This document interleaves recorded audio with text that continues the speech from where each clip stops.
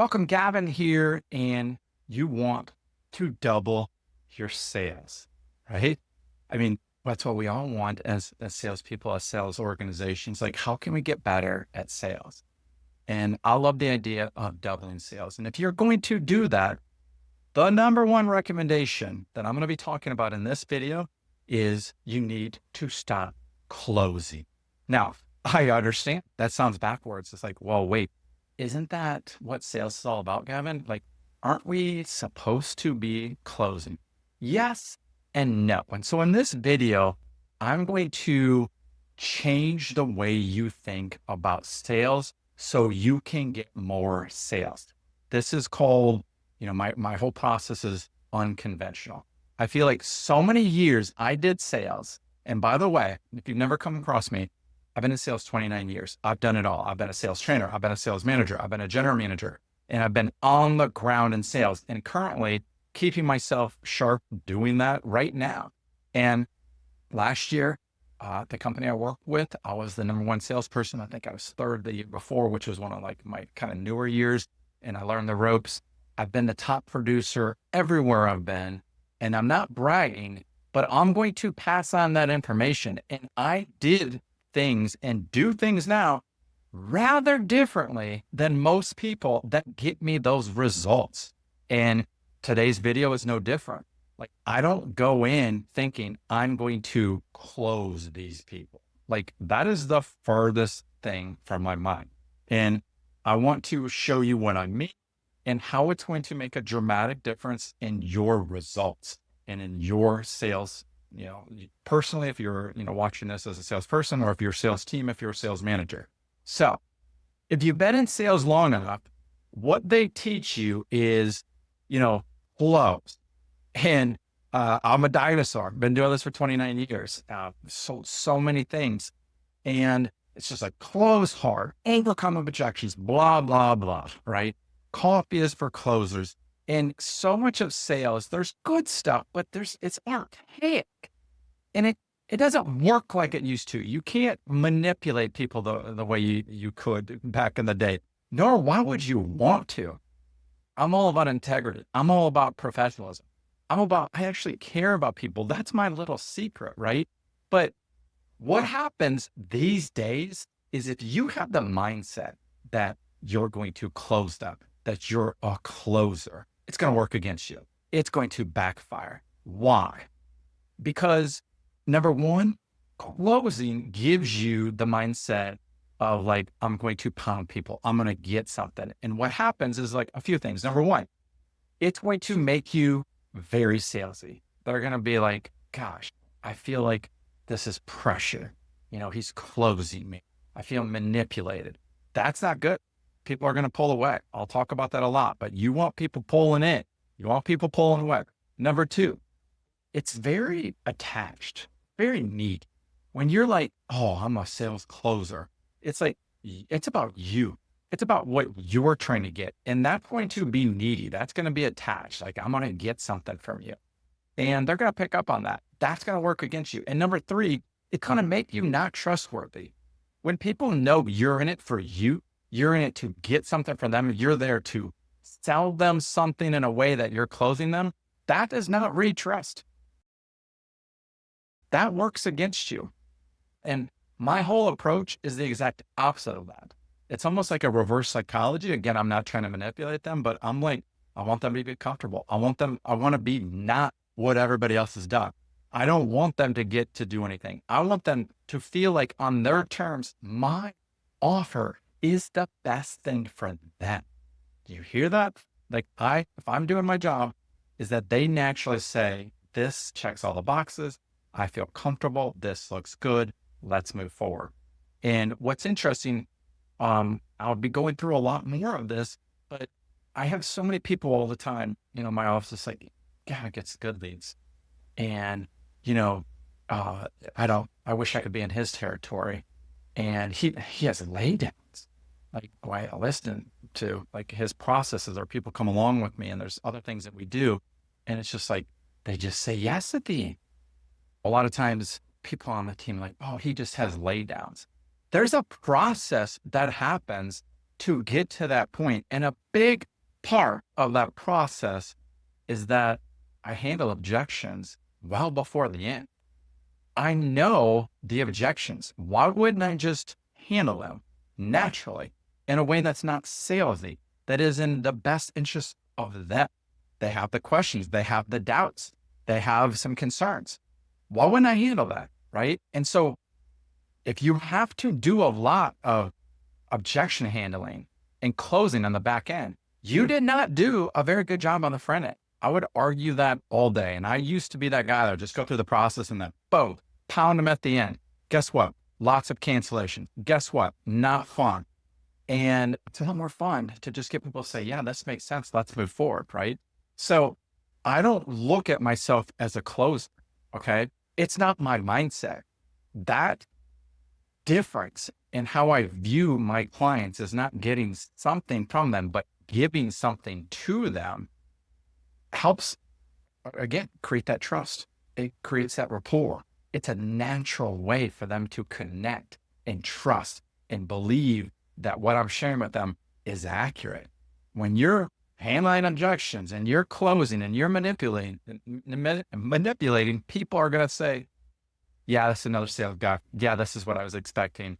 Yeah, I don't know if this is the one. Even if they like what you're saying, they probably won't like you, right? So let's shift. What do you do instead? I already gave you some hints, but your process and your systems have to make sure that you don't have to close hard at the end. So in your business, I hope you know the issues people are going to have. Yes, price is going to be one of them. How are you handling that? Price condition, I bring it up a bunch. I let them know they're probably not going to like it. That's a whole nother video, but I go there because I don't want them to be surprised at the end. When we get to the end and I show them the actual real solid price, I've already told them, they already know. And they already know that's kind of the market and where that falls in the market because I have a system and I have a process and I've handled that. And so that's the big difference of how I used to do it compared to how as a veteran, I do it. I know what their issues are going to be, whether it's price, whether it's like reputation of a company, whether it's the installation, whether it's past things that they've had issues with that they're worried about, but they want to make sure they never have to go through that hell again. So what am I doing? I'm sharing how we're going to make sure that doesn't happen. I'm finding out those bad things that happen to them. I'm going to prove to them how we are and how that's not going to happen to them. And you need to have a plan for that. You need to have a process and a system. And then you'll just be like, gosh, these leads seem to be better. Gosh, my sales team's results are getting better. My results are getting better if you're out there. And you'll think that something magically happened. Nothing magically happened. You stopped going like, well, sales is closed. And you went to the mindset of sales is service. And it's about them. And then your job, technically, as a salesperson, is I feel like I genuinely feel this way. I left sales years ago. I'm in the service business. And you've got to choose your company wisely. And if you're at a shit company, that's probably not going to work real well. It's not going to be fun. But if you're at a good company and you know you're one of the best, you're letting people down by letting them go elsewhere, right? And you're being of service to them. And everything you do from the second you walk in that door to the second you leave is about them and service. And you genuinely care. And you can't fake caring. You have to really care. I do well because I'm detached and I'm there to serve. And I'm okay with a yes or no. And that's, the last video, you didn't watch that. Do you want to have your best month ever? Go watch that video. I'll leave you a link in this. But the other thing is your goal is to handle as many of those objections, the things you know are going to be an issue early on throughout everything, not at the end.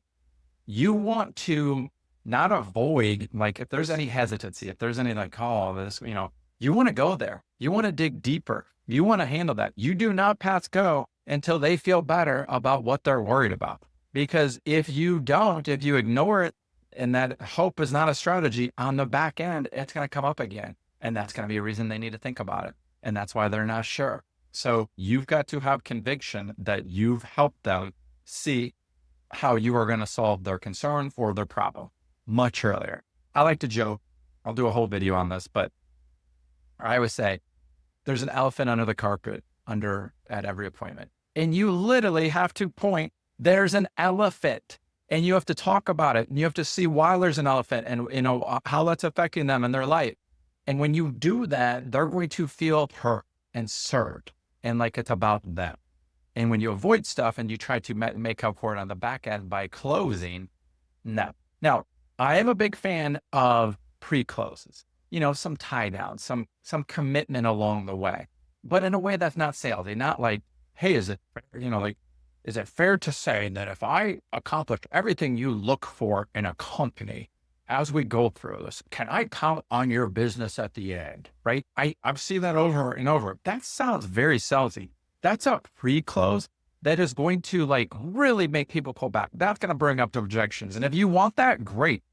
I'm going to do that more subtly. Like I said in the beginning, I'm going to say hey, I'm here to be of service. I'm just here to see if this, our company works for you. I want this to be a great experience. I've sat on your side of the table. I don't want this to be something that you want to kick me out of your house. I wanted people to get out of my house. No intention of that. At the end, I'm good with a simple yes or no if it makes sense for you. Is that agreeable? I mean, that's a lot different than the salesy approach, but that was a pre-close. Here's the thing about not closing is there should be, I cannot reiterate this enough, very few objections, if not none at the very end. I would say 60 to 70% of my sales, there is no objection at the end. It's the next logical step. And all their questions have been answered and they feel good. Now, they might have some questions, but there's a difference between questions. We want the buying questions. When could you start?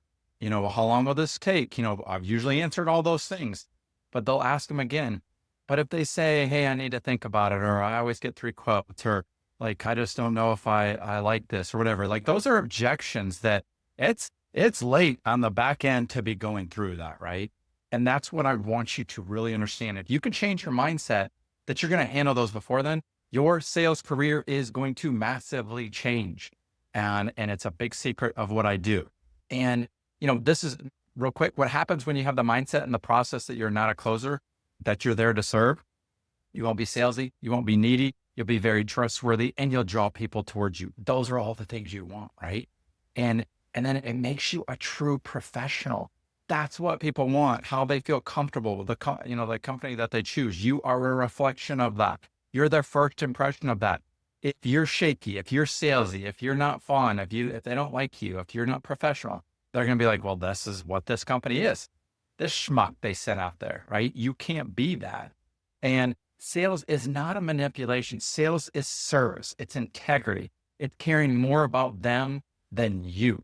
And when you can share the energy of that and transfer that and prove that, your life is going to be a lot, better. You're going to enjoy sales again. You don't have to go out and pound people. I'm not going out there thinking, I got to go close all these people today. It's, hey, I can't wait to see how I can be of service and if what we offer is going to help improve their life. And that's it. And when you close, it's argumentative. It pulls people back and then you're in trouble. Have a great mindset, have a great process. And in the end, you're going to start feeling like your leads are better. And all of a sudden, everything's just working easier and you're going to get more laid down. It's like, what's going on? This is what's going on. You change your mindset, you change your process from a closer to someone who serves people. So I'll be sharing videos on how more you can do that, but just that shift in mindset alone is going to make a massive difference for you. And you can double your sales doing that. If you have questions on this, if you have a comment, if there's something you want to add of value, I'd love to hear your comments. Like this, please subscribe. I'm just starting. This is like the 3rd video. Go watch my other videos. Share this with somebody you think can help. But this is kind of a test. I'm going to see how much actual interest there is from people on this. And the more that's shown, the more of all the things I've learned to hopefully get it out there and help other people, I'm going to do. And if not, I can just kind of continue selling. I make pretty good money and finance, but this is my passion. And this is, I want to get into more consulting, really help companies go to that next level and crush it. So thanks for watching. I'll see you on the next video. Bye-bye.